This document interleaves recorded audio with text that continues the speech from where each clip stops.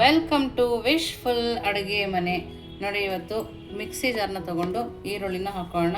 ಒಂದು ಬ್ರೇಕ್ಫಾಸ್ಟಿಗಾರೋ ಆಗಿರ್ಬೋದು, ನೈಟ್ ಆದರೂ ಆಗಿರ್ಬೋದು, ಯಾವಾಗ ಬೇಕಿದ್ರೂ ಮಾಡ್ಕೋಬೋದು. ಒಂದು ಸೂಪರ್ ರೆಸಿಪಿನ ಮಾಡೋಣ.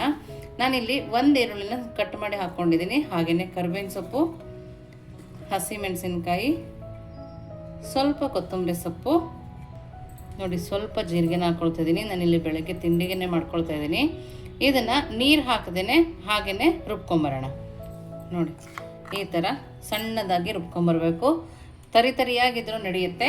ಒಂದು ಹನಿ ನೀರು ಬೇಕಿದ್ರೂ ಹಾಕ್ಕೊಂಡು ನೀವು ರುಬ್ಕೊಬೋದು. ಆದಷ್ಟು ತರಿಯಾಗೇ ಇರಲಿ, ತೀರಾ ಸಣ್ಣಗಾಗಬೇಕು ಆ ಥರ ಏನಿಲ್ಲ. ನೋಡಿ, ಈ ಮಸಾಲ ರೆಡಿ ಮಾಡ್ಕೊಂಡಿದ್ದೀವಲ್ಲ, ಇವಾಗ ಇದನ್ನು ಪಕ್ಕಕ್ಕೆ ಎತ್ತಿಟ್ಕೊಳ್ಳೋಣ. ನೆಕ್ಸ್ಟ್ ಏನು ಮಾಡೋದು ನೋಡೋಣ ಬನ್ನಿ. ನೋಡಿ, ನಾನಿಲ್ಲಿ ಒಂದು ಪರಾತ್ ತೊಗೊಂಡಿದ್ದೀನಿ. 2 ಬೌಲ್ ಆಗೋಷ್ಟು ಅಕ್ಕಿ ಹಿಟ್ಟನ್ನು ಹಾಕ್ಕೊಳ್ತಾ ಇದ್ದೀನಿ. ನಿಮ್ಮ ಮನೇಲಿ ಎಷ್ಟು ಬೇಕೋ ಅಷ್ಟನ್ನು ನೀವು ಹಾಕೋಬೋದು. ನೋಡಿ, ಅಕ್ಕಿ ಹಿಟ್ಟು ತೊಗೊಂಡಿದ್ದೀನಲ್ಲ, ಇದಕ್ಕೆ ರುಚಿಗೆ ತಕ್ಕಷ್ಟು ಉಪ್ಪನ್ನು ಹಾಕೋಣ. ನಾನು ಇನ್ನೂ ಹೆಲ್ದಿ ಮಾಡೋಕ್ಕೋಸ್ಕರ ಕ್ಯಾರೆಟನ್ನು ಹಾಕ್ಕೊಳ್ತಾ ಇದ್ದೀನಿ. ಹಾಗೆಯೇ ಇದಕ್ಕೆ ಸಬ್ಸಿಗೆ ಸೊಪ್ಪಂತೂ ಸೂಪರಾಗಿರುತ್ತೆ. ಸಬ್ಸಿಗೆ ಸೊಪ್ಪು ಕೂಡ ಸೇರಿಸ್ಕೊಂಡಿದ್ದೀನಿ. ನೋಡಿ, ಸಬ್ಸಿಗೆ ಸೊಪ್ಪು ಹಾಕ್ಕೊಂಡ್ಮೇಲೆ ನಾವು ಮಾಡ್ಕೊಬಂದಿದ್ದೀವಲ್ಲ ಮಸಾಲ, ಅದನ್ನು ಕೂಡ ಸೇರಿಸ್ಕೊಳ್ತಾ ಇದ್ದೀನಿ. ಈ ಮಸಾಲ ಹಾಕಿ ಮಾಡ್ಕೊಳ್ಳೋದ್ರಿಂದ ಸೂಪರ್ ಟೇಸ್ಟಿಯಾಗಿ ಬರುತ್ತೆ.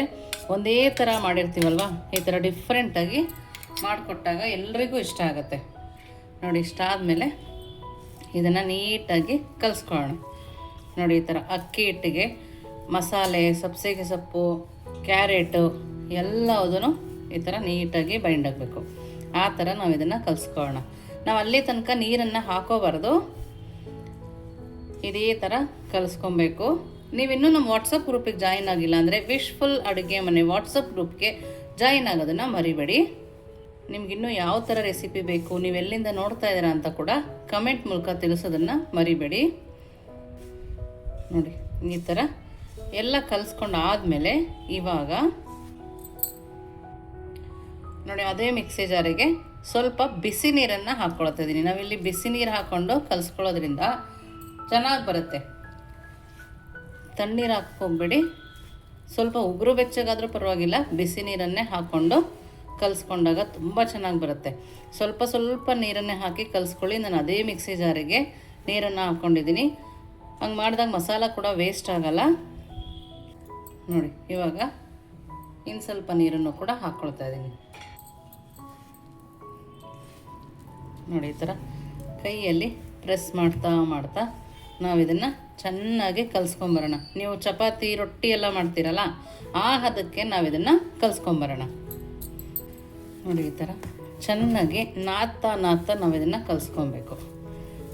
ನೋಡಿ, ತೀರಾ ಗಟ್ಟಿ ಇಲ್ಲ, ಸ್ವಲ್ಪ ಸಾಫ್ಟೇ ಇದೆ. ನೋಡಿ, ಈ ಥರ ನಾವು ಹಿಟ್ಟನ್ನು ಕಲಿಸ್ಕೊಂಡು ರೆಡಿ ಮಾಡ್ಕೋಬೇಕು. ನೀವು ನೋಡ್ತಿರ್ಬೋದು ಎಷ್ಟು ಸಾಫ್ಟ್ ಇದೆ ಅಂತೇಳಿ. ನೀವು ಗಟ್ಟಿ ಕಲಿಸ್ಕೊಂಡ್ರೆ ಅಂದರೆ ರೆಸಿಪಿ ಫೇಲ್ ಆಗೋ ಚಾನ್ಸ್ ಇರುತ್ತೆ. ನೋಡಿ, ಈ ಥರ ಸಾಫ್ಟಾಗಿ ನಾವು ನಾದ್ಕೊಂಬಂದೀವಲ್ಲ, ಇವಾಗ ಇದನ್ನೊಂದು 5 ನಿಮಿಷ ರೆಸ್ಟಿಗೆ ಬಿಟ್ಟು ನೆಕ್ಸ್ಟ್ ಏನು ಮಾಡೋದು ನೋಡೋಣ ಬನ್ನಿ. ನೋಡಿ, ಇಲ್ಲಿ ಒಂದು ಮಿಕ್ಸಿ ಜಾರ್ನ ತೊಗೊಂಡಿದ್ದೀನಿ. ಇದಕ್ಕೆ ಕಾಯಿನ ಸೇರಿಸ್ಕೊಳ್ತಾ ಇದ್ದೀನಿ. ನೋಡಿ, ನೀವು ಕಟ್ ಮಾಡೋರು ಹಾಕ್ಕೋಬೋದು, ತುರಿದಾದರೂ ಹಾಕ್ಕೋಬೋದು. ಸ್ವಲ್ಪ ಬೆಳ್ಳುಳ್ಳಿ, ಹಾಗೆಯೇ ಖಾರಕ್ಕೆ ತಕ್ಕಂತೆ ಹಸಿಮೆಣಸಿನ್ಕಾಯಿ, ಹಾಗೆಯೇ ಕಡಲೆ ಕೂಡ ಹಾಕ್ಕೊಳ್ತಾ ಇದ್ದೀನಿ. ಟೇಸ್ಟು ಸೂಪರಾಗಿ ಬರುತ್ತೆ ಅಂಥೇಳಿ ಕಡಲೆನ ಸೇರಿಸ್ಕೊಂಡಿದ್ದೀನಿ. ನೋಡಿ, ರುಚಿಗೆ ತಕ್ಕಷ್ಟು ಉಪ್ಪನ್ನು ಹಾಕೋಣ. ಇದಕ್ಕೇ ಸ್ವಲ್ಪ ಕೊತ್ತಂಬರಿ ಸೊಪ್ಪನ್ನು ಸೇರಿಸಿ, ನೋಡಿ ಇದಕ್ಕೇ ಸ್ವಲ್ಪ ಹುಣಸೆಹಣ್ಣು ಹಾಕ್ಕೊಳ್ತಾ ಇದ್ದೀನಿ. ನೋಡಿ, ನೀರನ್ನು ಹಾಕಿ ಸಣ್ಣದಾಗಿ ರುಬ್ಕೊಂಬರೋಣ.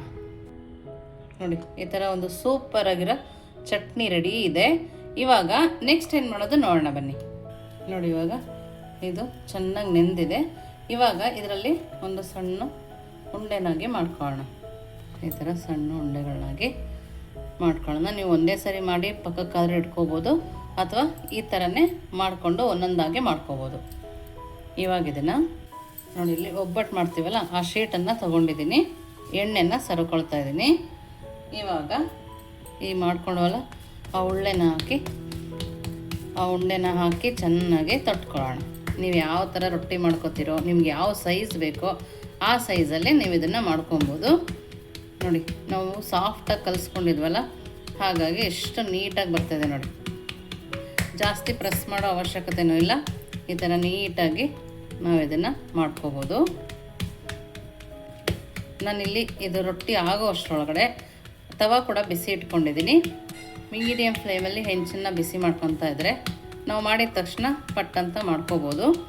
ನೀವು ಇದನ್ನು ಲಂಚ್ ಬಾಕ್ಸಿಗೆ ಹಾಕ್ಕೊಟ್ರು ಕೂಡ ಸಾಫ್ಟಾಗೇ ಇರುತ್ತೆ. ಈ ಥರ ನಾನು ರೆಡಿ ಮಾಡ್ಕೊಂಡಿದ್ದೀನಿ ನೋಡಿ. ಸೈಡಲ್ಲಿ ಒಂದು ಸ್ವಲ್ಪ ಕಟ್ಟಾಗಿದ್ರೂ ಕೂಡ ಈ ಥರ ಜಾಯಿನ್ ಮಾಡ್ಕೋಬೋದು ನೋಡಿ. ಇವಾಗ ಇದನ್ನು ನೋಡಿ ಹೆಂಚು ಚೆನ್ನಾಗಿ ಕಾದಿದೆ. ಈ ಟೈಮಲ್ಲಿ ನಾವು ರೊಟ್ಟಿನ ಹಾಕೋಣ ನೋಡಿ. ಎಷ್ಟು ಸಕ್ಕದಾಗಿ ಕಾಣಿಸ್ತಿದೆ ಅಲ್ಲ.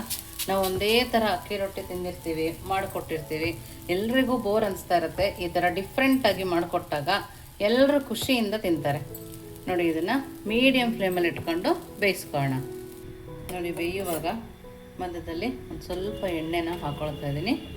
ನೀವು ಬೇಡ ಅಂದರೆ ಹಾಗೆ ಸ್ಕಿಪ್ ಕೂಡ ಮಾಡ್ಬೋದು. ಸುತ್ತ ನೀಟಾಗಿ ಬೇಯುತ್ತೆ. ಎಷ್ಟು ಸಕ್ಕದಾಗಿ ಕಾಣಿಸ್ತದೆ ನೋಡ್ತಾ ಇದ್ದೀರಲ್ಲ. ನಾನು ಈ ಟೈಮಲ್ಲಿ ಕೂಡ ಸ್ವಲ್ಪ ಎಣ್ಣೆನ ಹಾಕ್ಕೊಳ್ತಾ ಇದ್ದೀನಿ. ನಿಮ್ಗೆ ಎಣ್ಣೆ ಬೇಕಂದರೆ ಎಣ್ಣೆ ಹಾಕೋಬೋದು, ತುಪ್ಪ ಬೇಕಂದರೆ ತುಪ್ಪ ಕೂಡ ಹಾಕೋಬೋದು. ಮಸಾಲ ಸ್ಮೆಲ್ಲಂತೂ ಈಗಲೇ ಘಮ್ ಅಂತ ಬರ್ತಾ ಇದೆ.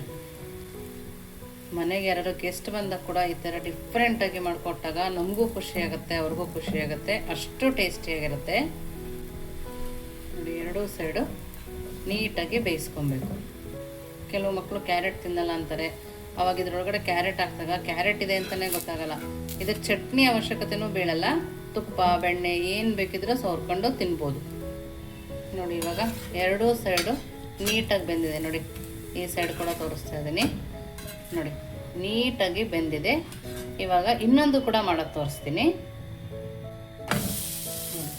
ಹೆಂಚು ಕಾದ್ಮೇಲಂತೂ ಬೇಗ ಆಗೋಗುತ್ತೆ ನೋಡ್ತಾ ಇದ್ದೀರಲ್ಲ.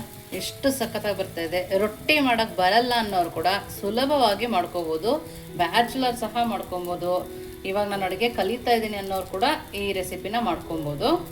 ಇವಾಗ ನೋಡಿ ಎರಡೂ ಕಡೆ ಇದನ್ನು ಬೇಯಿಸ್ಕೊಳ್ಳೋಣ ನೋಡಿ. ಈ ರೊಟ್ಟಿ ಕೂಡ ಸ್ವಲ್ಪ ಎಣ್ಣೆನ ಸವರ್ಕೊಳ್ತಾ ಇದ್ದೀನಿ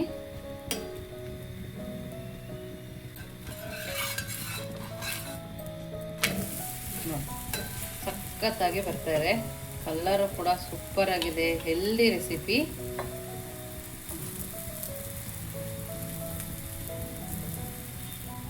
ಎರಡೂ ಸೈಡು ಮೀಡಿಯಂ ಫ್ಲೇಮಲ್ಲಿ ಇಟ್ಕೊಂಡು ಬೇಯಿಸ್ಕೊಂಡಾಗಂತೂ ಕ್ರಂಚಿಯಾಗಿ ಸಕ್ಕತ್ತಾಗಿ ಬರುತ್ತೆ ನೋಡಿ. ಈ ರೊಟ್ಟಿ ಕೂಡ ರೆಡಿ ಇದೆ.